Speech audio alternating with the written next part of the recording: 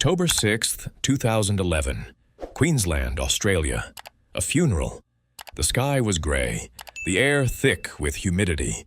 A small chapel filled with people dressed in black, their faces solemn, their voices hushed.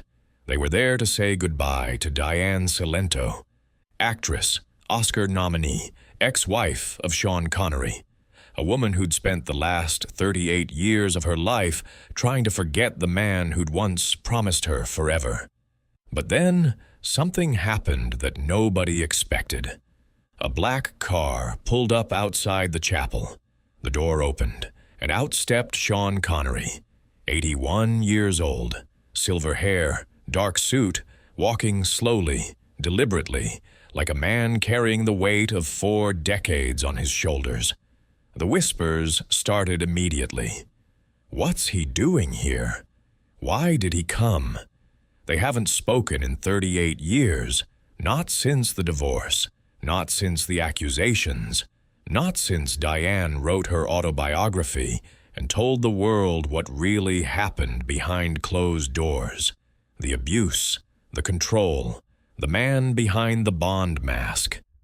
But Sean Connery walked into that chapel anyway, and what he did in the next 10 minutes would haunt his son Jason for the rest of his life, because Jason was there, sitting in the front row, staring at the casket that held his mother, the woman who'd raised him, protected him, loved him when his father couldn't.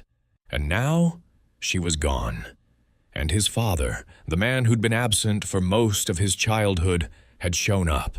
After all these years, after all the silence, he'd come. But why? That's the question Jason couldn't answer. That's the question that would eat at him for years. Why now? Why here? Why, after 38 years of nothing, did Sean Connery walk into that chapel? The answer would break your heart. Let's go back. To understand what happened at that funeral, you need to understand what happened before. You need to know the story of Sean and Diane. The real story. Not the one in the tabloids, not the one in the history books, the one that lived in the silence between them. The one that festered for 38 years until it finally demanded to be spoken. Sean Connery met Diane Cilento in 1962. He was 32. She was 30. He'd just finished Dr. No. The world was calling him James Bond, and Diane, she was an Oscar-nominated actress, talented, beautiful, independent. They fell in love fast, got married faster. November 1962. A whirlwind romance that everyone said was doomed from the start. And they were right, because Sean Connery couldn't handle success, couldn't handle fame, couldn't handle the fact that his wife was as successful as he was, maybe more. Diane had been nominated for an Oscar for Tom Jones in 1963, the same year Sean was becoming a global icon as Bond. But while the world celebrated both of them, behind closed doors, something dark was growing. Jealousy, resentment, control. Sean wanted Diane to be a housewife, to stay home, to take care of their son Jason, who was born in 1963, to cook for him, clean for him, be there when he came home from set. But Diane was an actress. She had her own career, her own dreams, and she wasn't going to give that up, not for anyone. So they fought, constantly, violently. And in 2006, when Diane published her autobiography, she revealed what those fights looked like. She described how Sean would fly into rages, how he'd hit her, how one night in Spain, during the filming of The Hill, he beat her so badly she had to lock herself in the bathroom to escape. The world was shocked. Sean Connery, the suave gentleman spy, had a dark side, and Diane had lived through it. They divorced in 1973. After 11 years of marriage, Diane took Jason and left, moved to Australia, built a new life, far away from Sean, far away from Hollywood, far away from the man who'd once been her everything, but had become her nightmare. And for 38 years, they didn't speak. Not a word, not a letter, not a phone call. Sean went on to marry Micheline Roquebrune in 1975, had a happy marriage, lived in the Bahamas, played golf, made movies, became a legend. And Diane, she remarried too.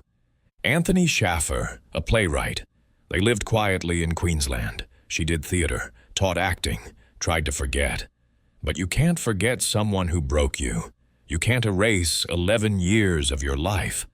And for Diane, Sean Connery was a ghost that never left, even when he was thousands of miles away, even when decades passed. He was still there, in her nightmares, in her memories, in the scars that never quite healed. And then, in 2011, Diane got sick. Cancer. It moved fast, too fast. And on October 6th, 2011, she died, 78 years old, surrounded by family, by friends, by the people who loved her, but not by Sean. Or so everyone thought, because 3 hours before the funeral started, Sean Connery called Jason, his son, the man he'd barely spoken to in years. The relationship strained by distance and silence and all the things left unsaid. Sean's voice on the phone was quiet, shaky. "Jason, I need to come to the funeral. I need to be there." Jason didn't know what to say. His mother had spent the last years of her life trying to move past the pain Sean had caused. And now, Sean wanted to show up at her funeral after everything. But Jason didn't say no. He couldn't, because despite everything, despite all the hurt and anger and resentment, Sean was still his father. And Diane was still the woman Sean had once loved, before it all went wrong, before the fame and the ego and the violence, before everything fell apart. So Jason said yes, and Sean came. The funeral started at 2 p.m. The chapel was packed. Diane's friends, her students, her colleagues from the theater, people who'd known her as the strong, independent woman who'd rebuilt her life, who'd survived, who'd thrived. And then Sean walked in, late, quietly, slipping into the back row, trying not to be noticed, but everyone noticed. How could they not? He was Sean Connery, James Bond, a living legend, and he was there, at the funeral of the woman who'd accused him of abuse, who'd called him a bully, who'd spent years telling the world what he'd done to her. The whispers grew louder, but Sean didn't seem to care. He just sat there, head down, hands folded, staring at the casket at the front of the room. Jason watched him from the front row, watched his father sit there, alone, isolated, surrounded by people who hated him for what he'd done. And Jason felt something he hadn't felt in years. Pity for the man who'd been too proud to apologize, too stubborn to admit he was wrong, too broken to love properly. The service went on. Eulogies were read, stories were shared. People cried, laughed, remembered Diane as she was, vibrant, talented, strong, a woman who'd overcome so much, who'd lived on her own terms. And then, as the service ended, as people began to file out of the chapel, Sean stood up. He didn't leave. He walked forward, toward the casket, slowly, every step heavy, every breath labored. Jason watched. Everyone watched. What was he doing? Where was he going? Sean reached the casket, stood there, stared down at the polished wood, at the flowers draped over it, at the photograph of Diane, young and smiling, frozen in time. And then he leaned down, close, so close, his lips almost touched the wood, and he whispered 5 words, so quiet that only the people closest to him could hear. "I'm sorry. You were right." That was it. 5 words. 40 years of silence, 40 years of guilt, 40 years of regret, all condensed into 5 words. And then Sean Connery stood up, turned around, and walked out of the chapel. He didn't look at anyone, didn't speak to anyone, didn't acknowledge Jason or the mourners or the people staring at him with shock and anger and confusion. He just left, got in his car, and drove away. Jason sat there, frozen. He'd just watched his father apologize to a corpse, watched him say the words he'd never been able to say in life, watched him carry that guilt to a funeral instead of carrying it to her doorstep when she was still alive. When it would have mattered.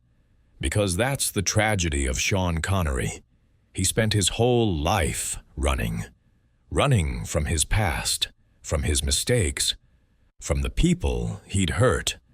And by the time he stopped running, by the time he was ready to face the truth, it was too late. The people he needed to apologize to were already gone. After the funeral, Jason tried to call his father, to talk about what happened, to ask him why he came, why he said those words, why he waited until it was too late. But Sean didn't answer. For weeks, Jason called, left messages, sent emails. But Sean stayed silent, just like he always had. It wasn't until months later, in a rare phone call, that Sean finally spoke about it. His voice was tired, worn. "I had to go, Jason. I had to say it, even if she couldn't hear me, even if it didn't matter anymore. I had to say it, for me." And that's when Jason understood. The apology wasn't for Diane. It was for Sean. It was his way of trying to find peace, to let go of the guilt that had been eating at him for decades, to finally admit out loud that he'd been wrong, that Diane had been right about everything. But here's the thing about apologies. They only matter if the person you're apologizing to can hear them. And Diane couldn't. She died carrying the weight of what Sean had done to her. Died without ever hearing him say he was sorry. Died believing that he didn't care, that he never cared. And Sean Connery?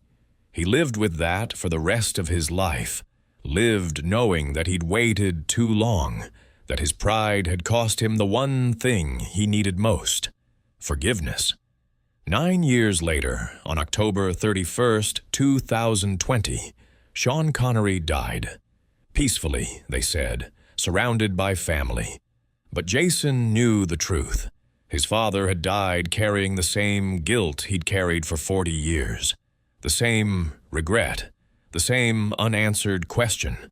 What if I'd said it sooner? What if I'd apologized when it mattered? But he didn't. And now both of them were gone. Sean and Diane, 2 people who'd once loved each other, who'd built a life together, who'd had a son together, but who'd ended up as strangers, separated by pride, by silence, by all the words that were never spoken, except for 5, at a funeral, in front of a casket, when it was already too late. "I'm sorry, you were right." 5 words. That's all it took, but they came 38 years too late. And that's the real tragedy.